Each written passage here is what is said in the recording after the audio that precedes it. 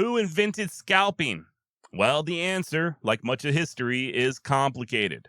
Scalping, or crudely cutting the crown of hair, skin included, from a fallen enemy, is most often associated with the American Indians. So much so that many, even to this day, believe that the act originated in North America. Others assert that it was the Europeans who were the first to lift hair and that they brought the atrocious behavior with them to the New World.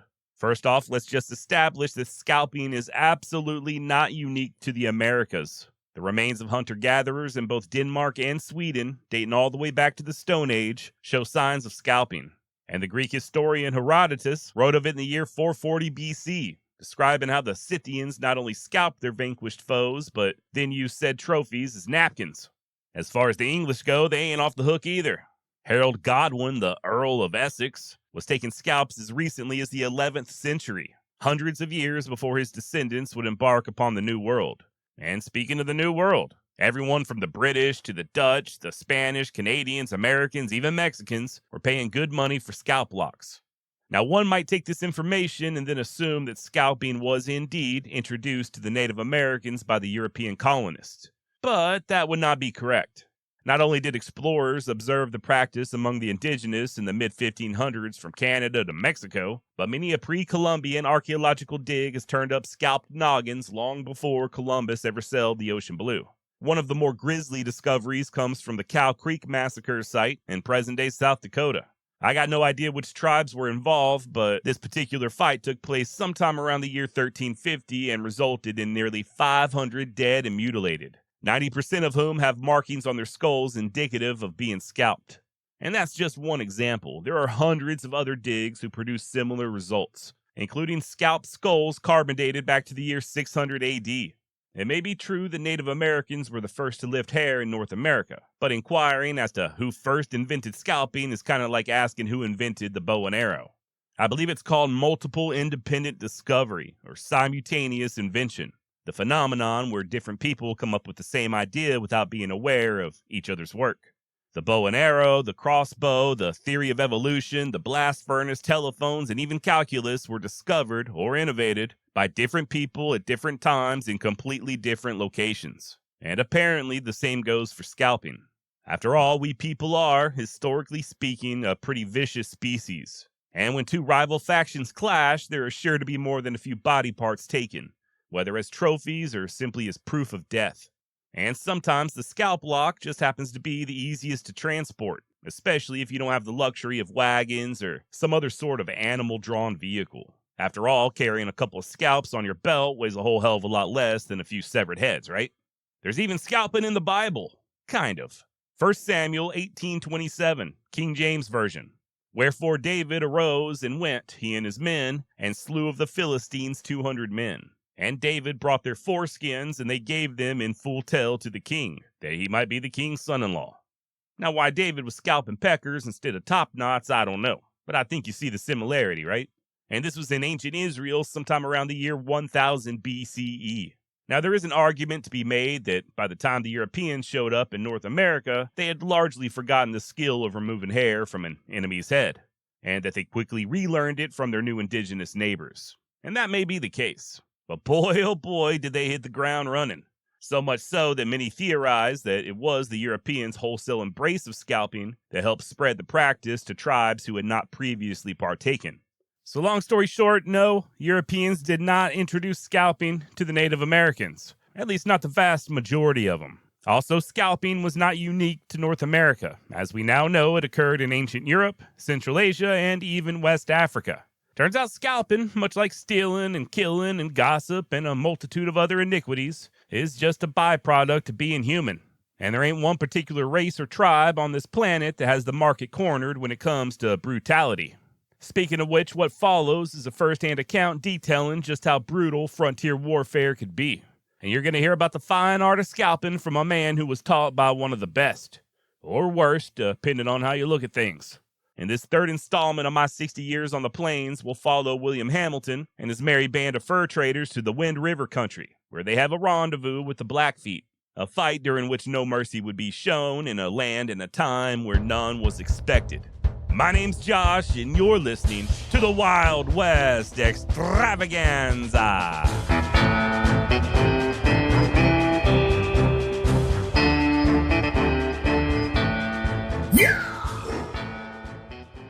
We continued on towards Little Wind River and crossed a most rugged and romantic country, whose lofty sky-piercing peaks ascended to and above the clouds. On the northwest were the Wind River Mountains, which are the main Rockies. To the eastward, the Bighorn Mountains, world-renowned in their isolated grandeur, the home of all noble game such as buffalo, elk, antelope, deer, and bear. It is a hunter's paradise.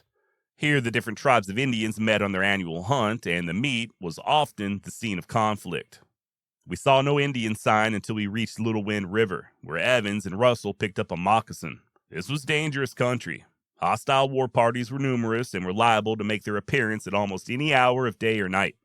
Williams selected a strong position for camp, as he considered this the most dangerous country on the plains, being constantly invaded by war parties of Blackfeet, Bloods, Pagans, and Crows. The trappers and Shoshones were kept constantly on the alert to avoid losing stock and even their scalps. Williams was of the opinion that the tracks discovered were made by a party of Blackfeet, as they almost always went to war on foot. Beaver and otter seemed plentiful, and the men set traps. That night we slept with arms by our side ready for instant action, and kept close guard as it was almost a certainty that the Indians had discovered us and would try for our stock. Noble and I stood first guard, and Evans and Russell second. About 4 o'clock in the morning, 2 shots brought us all to our feet. Immediately after the shots, we heard yell after yell from the Indians, and they began firing at the camp with guns and bows and arrows. Evans and Russell had killed 2 Indians with their first shots. We fired at the flashes of the Indian guns. These were Hudson Bay flintlocks and made a very decided flash when discharged. The weapon is not over-effective, but will do damage at short range. Some of our shots must have taken effect as the Indians fell back, though they continued sending shots to camp until close to daylight. Several of our men, myself included, wanted to charge, but Williams would not allow it, as he considered it dangerous to charge an unknown number of Indians at night, although he had concluded that there were not more than a dozen in number, if so many. Just before daylight, the Indians attempted to recover their slain comrades. They are expert in crawling through grass, but our men were up to all their tactics and prevented them, and added 1 more to keep company with the 2 already sent to their happy hunting grounds. The Indians gave a yell of despair and departed, sending after us a few parting shots. Daylight was now appearing in the east, and objects could be seen at a distance. Noble and Russell lifted the hair of the 3 dead Indians, and as they had some experience in scalping, it was easily accomplished. The method of scalping was to run the knife around the head under the hair, cutting through to the skull bone, then taking hold of the scalp lock and giving it a quick jerk. The scalp would then come off and was afterwards dried on a hoop. The reason the mountaineers scalped Indians was in retaliation, and also because Indians dread going to their happy hunting grounds without their scalps.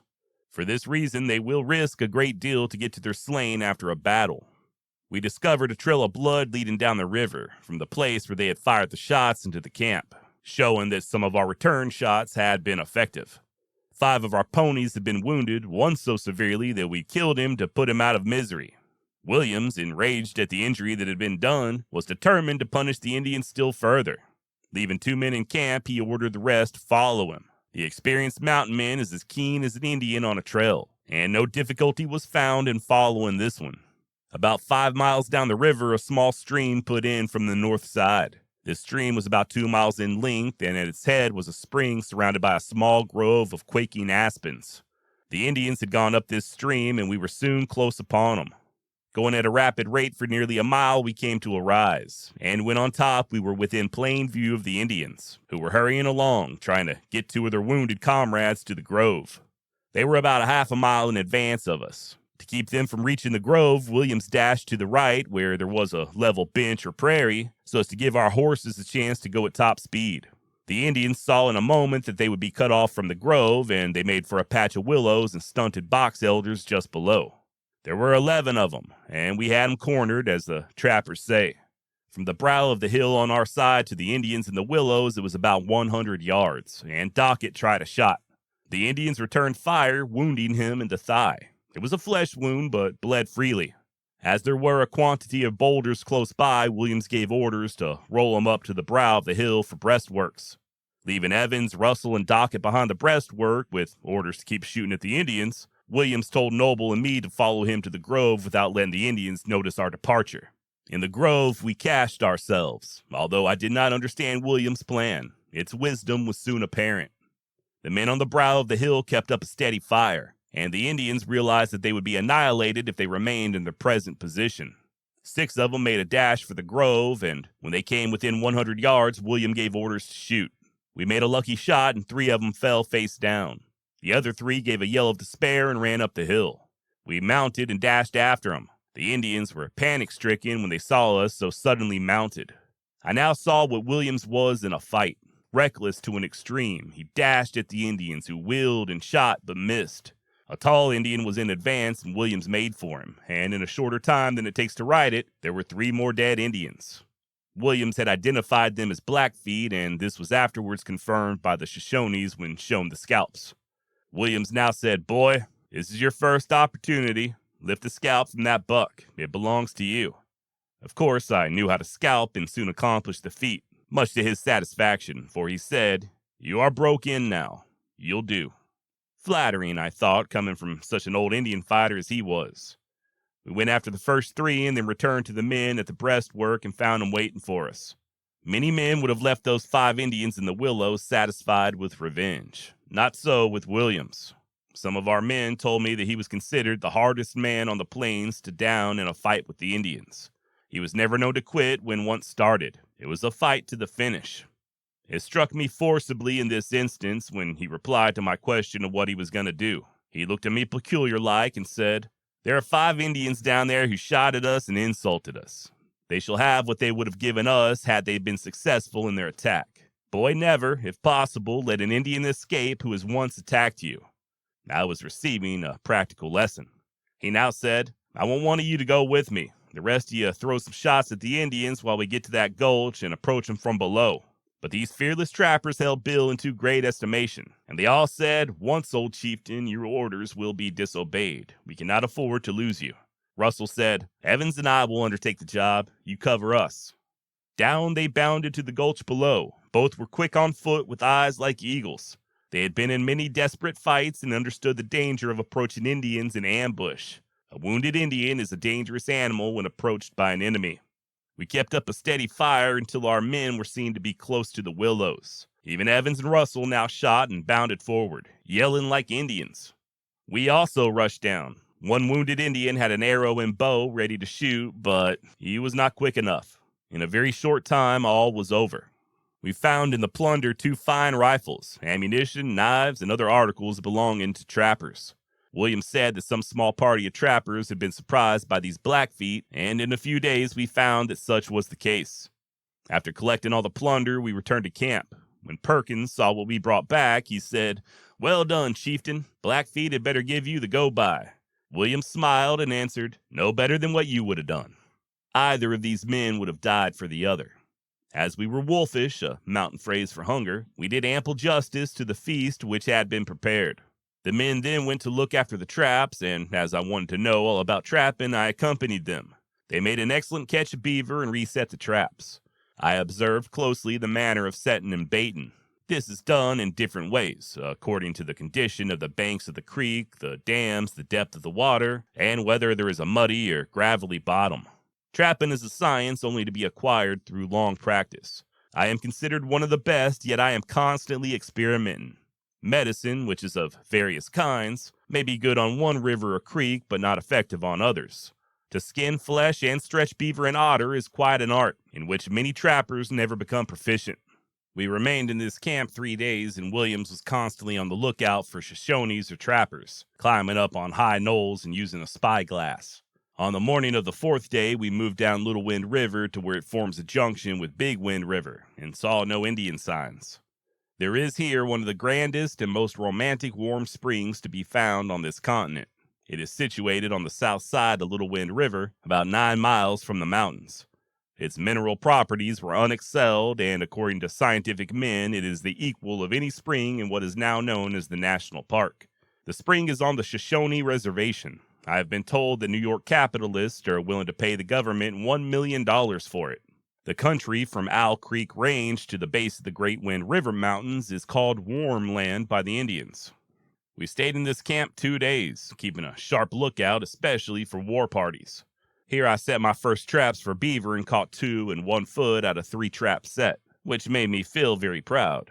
In those days, beaver brought from $8 to $16 a hide. Dark otter skins brought a good horse from the Indians, or $10 to $12 from traders. We next moved up the river about 20 miles, scouting the country towards Owl Creek Mountains, but saw no fresh Indian sign. Here was a beautiful and strong camp, which could repel an attack from any number of Indians. Williams said that we would have to remain here until we met the Shoshones or ascertained if they had left for Green River by some other route. They avoided the plains as much as possible on account of the numerous war parties to be found there. On the fourth day at evening, a scouting party of Shoshones was discovered by Williams. I was with him, and we were some distance from camp. Williams said Shoshones, and I asked him how he could tell, and he answered that it was by the way they acted, which he said denoted that they were the advanced guard or scouts of a village. They always have scouts out when moving villages so as to be prepared for enemies. We galloped towards them, firing a shot. The Indians saw us and heard the shot and understood that we were friends. There were 9 in the party. They were acquainted with Williams and seemed really glad to meet him. They asked him who I was and were told that I was a friend from the States. They accompanied us back to camp where we had a feast and a smoke. Their curiosity was greatly excited on seeing our captured trinkets, and Williams recounted the whole circumstances of our trouble with the Blackfeet. They were the most excited Indians I have ever seen from that day to this. When shown the scalps, many of them yet stretched on hoops to dry, they jumped up and gave a ringing war whoop. These same Blackfeet had killed 2 trappers on Gray Bull Creek and had gotten away with 5 horses. Williams told the Shoshones that the Blackfeet who had attacked us had no horses. They answered that we had not seen all of them and that they had stolen 7 horses from their village. According to the Shoshone statement, the war party had split, and there must have been 30 of them in all. The other Blackfeet were around, they said, and it made them uneasy. They wanted us to pack up at once and join their village. Washakie, one of the most remarkable Indians, was their chief, and he was a great friend of the whites. Williams told the Shoshones to return to their village, taking 2 of the Blackfeet scalps, and to notify Washakie that we were camped here and wanted to trade. They departed, saying that their village would be with us the next day. We scouted the country for quite a distance up the river, but saw nothing. It does not follow because one sees no Indians that none are about. It stood mountain men instead to constantly be on alert, Indians or no Indians. Many a poor outfit has come to grief by not taking the mountaineers' advice. We were not disturbed during the night, and in morning put everything in order to receive Washakie in his village. Williams told the men that they could have all the plunder captured from the Blackfeet and that the Shoshones would pay good prices for it. He told me that I could get a good horse for my 2 scalps. Dockett gave me a fancy scalp, saying, "Now, young chief, you can buy a squaw." About 3 o'clock, Washakie, with a bodyguard of 20 men, rode into camp. It was a pleasure to see that noted chief and Williams meet. Long-parted brothers could not have been more affectionate. We soon had a feast prepared, and after a feast, a smoke. In the meantime, the village made its appearance, and lodges were put up above and below our camp. We were, in fact, corralled. The plunder was all spread on blankets, and as Indians are more acquisitive than whites, a lively trade sprung up, particularly with the women. They would give a fancy pair of moccasins for anything that had belonged to the Blackfeet. The chief's son brought a good horse and presented it to me. Anyone acquainted with Indians knows that a present from them means that you own something that they want. I soon found out that it was a scalp he wanted, and I gave it to him. He was a noble young man with the characteristics of his father. The Shoshones were delighted at my proficiency in sign language, for by this time I was able to converse on any and all subjects. It must have been very amusing to hear the many questions the women asked me. What tribe had I been raised with? Where was my woman? Had I left her? They would not believe that this was my first experience. Trade continued until dark. The Indians exchanged moccasins, beaver hides, mink, marten, and buffalo robes. Williams bought all the furs and robes from our men, paying them cash. They had no interest in our stock of goods, but were paid to accompany us. Any furs which they had caught in traps belonged to them. They were all old acquaintances of Williams and Perkins. The Indians stood guard that night, and in fact every night while we were in this section. It stood them well in hand to do so. Kalispell Indians generally paid this country a visit every spring to take a few scalps and ponies. The Kalispels were enemies to all Indians on the plains. When they and the Blackfeet war parties met, there was sure to be a clash, and this happened frequently. Williams and Perkins held council most all night, while scalp dances and war songs were being indulged in by all the young folks. It makes no difference with Indians whether they take the scalps or not, if only these had belonged to their enemies. I have heard people make statements to the contrary, but they knew not what they were speaking of. Hence, many false ideas originate in the minds of many well-informed Americans. The next day, Washakie gave orders to his people to bring their furs and robes and give a good trade to their friends. This they did to our satisfaction. 2 mounted war parties were sent out scouting for enemies, and a few to bring in meat. One of the parties met 3 trappers who belonged to the outfit surprised by the Blackfeet. An account of the troubles of these men will well illustrate the risk taken by trappers in collecting furs in those early days and even 30 years later. The 2 trappers killed were off some distance from camp looking after their traps when the Indians surprised and killed them. The other 3 heard the shots and hurried to camp to secure what horses they could, but the Indians were able to run off 5 head and also to capture the 2 rifles which we had retaken. Williams returned the rifles and knives to the 3 men. They were nervy, these 3. One was a Scotsman, one a Frenchman from St. Louis, and the third came from Kentucky. They said that when they heard the shots, they were aware that their companions had been attacked, so they rushed for their horses, securing 6. The Indians getting 3 besides, and the 2 belonging to the dead comrades. Kentuck said that they had no opportunity to render assistance to their fellows as the Indians charged upon them. They were camped in a thick grove of cottonwoods and had prepared a breastwork for just an attack.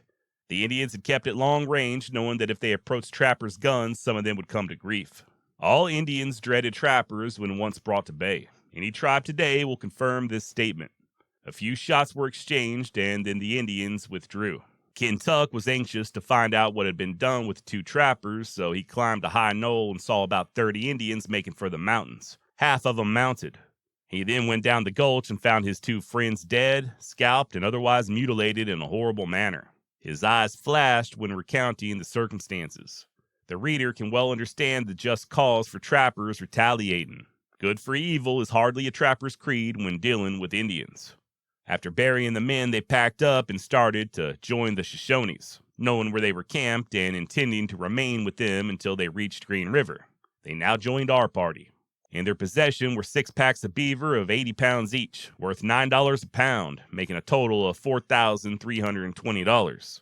There was good money in trapping, but the rewards hardly justified the risk. I found the Scotsman and the Kentuckian well-educated men. The latter presented me with a copy of Shakespeare and an ancient and modern history which he had in his pack.